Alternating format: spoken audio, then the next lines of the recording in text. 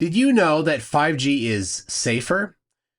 While 5G has been deployed almost everywhere and it's difficult to buy a phone that isn't a 5G phone, there's still people running around making insane claims about 5G. You've probably heard them, so I won't repeat them here. That would probably be a 24-hour video. But every craved nutter that doesn't understand the topic is running around pretending they are the expert that you need to hear from.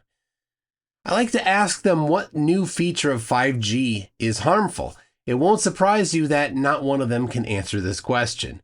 Usually they can't even name one single feature of 5G at all, but they're totally certain that whatever those features are, they're totally the cause of all of life's problems, even though Homer already figured that one out. To alcohol, the cause of and solution to all of life's problems. Well, I do know what some of the new features of 5G are, and I'll cover what they are and why they make 5G safer. First is more towers. But this isn't anything new. There have always been more cell phone towers over time. The early cell networks in the 80s were a small number of huge towers in each metro area. And in order for your phone to send a strong signal, strong enough to get back to the tower, the phones had huge batteries and would output a very strong signal so the tower could receive it. But over time, the systems were upgraded with more towers and enhancements to the signaling, so the cell phones and towers didn't have to send out such a strong signal. Cell phones and the towers are constantly monitoring the strength of the signal they receive, and they report to each other how well they're receiving the signals.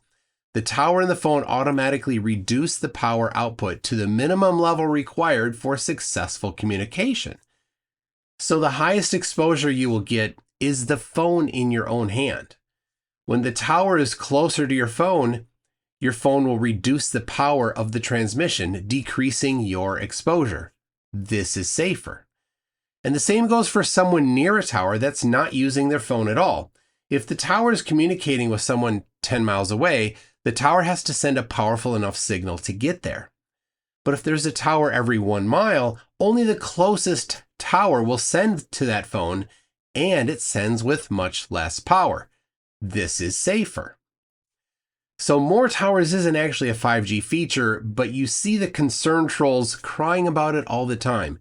Adding more towers closer to the user has always been part of the cell phone network, and it is safer. Second is beamforming. Normally, to aim a radio signal, you need to physically change the direction of the antenna.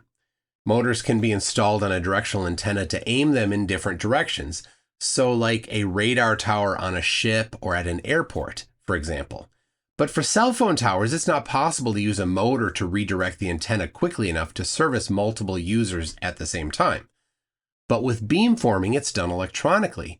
This is done by having a large number of small antennas and specifically timing the transmission from each of them so they form constructive and deconstructive interacting waves.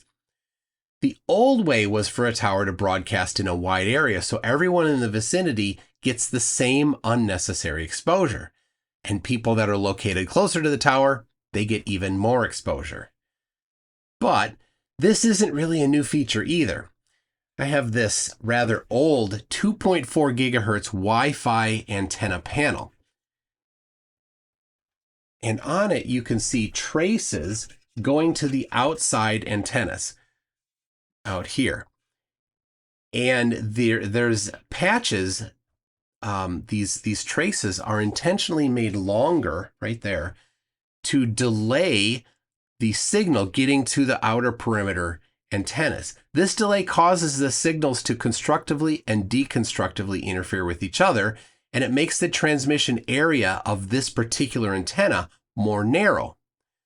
In a dynamic cell phone beamforming, each of these little antennas has an electronically controlled delay so that the place where the beams constructively interfere is where the cell phone is. Since this is done electronically instead of physically, it can be done incredibly fast, many times a second. Now the phone gets just enough signal strength to receive data, and everyone else receives less exposure. This is safer. Third, higher frequencies. And this one gets confused a lot. Sometimes people conflate higher frequency with higher power, but this isn't easily understood with sound. If you play a low-pitch sound like this one, then a higher pitch sound like this one, well, which one has more power? We don't often talk about how loud a sound is using the word power. Usually we use the word decibels or just loudness. When talking about sound, decibels means power or how loud the sound is. So it's decibels, not the pitch, that determine how much power the sound carries. Similarly, with radio waves, power is not frequency. So when 5G was defined, they allowed it to use higher frequencies than previously, but not higher power. The FCC in the United States and the ICNIRP in Europe have strict limits on power exposure, so 5G changes nothing in terms of regulation and power exposure. But higher frequencies actually have some advantages when it comes to safety. Higher frequency radio waves don't penetrate materials as well as lower frequencies do. And this means that signals at higher frequencies have difficulty passing through buildings, walls, and even human skin. The limited penetration naturally reduces your exposure because the signals don't reach your body as easily. And when they do get to your body, they don't penetrate deeper than your skin. This is safer. The higher frequencies that 5G uses also isn't new. Many of the frequency bands were previously allocated to other systems that have been decommissioned.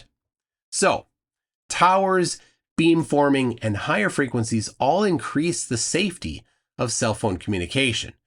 Ironically, these are also the features that sometimes the anti-5G nutters do claim are problems. Of course, none of these nutcases have any background or any evidence supporting their position. They have nothing more than baseless claims presented in a confident way. But it's easy to expose them. You just ask them to give, what is the new feature of 5G that's a problem, and give the supporting evidence. They never will. So to any of these 5G nutters, if you would disagree with what I've stated in this video, I'll be happy to face you in a live debate on YouTube. Email mctoon@mctoon.net to set it up. And keyboard warriors in the comments, you'll get no respect.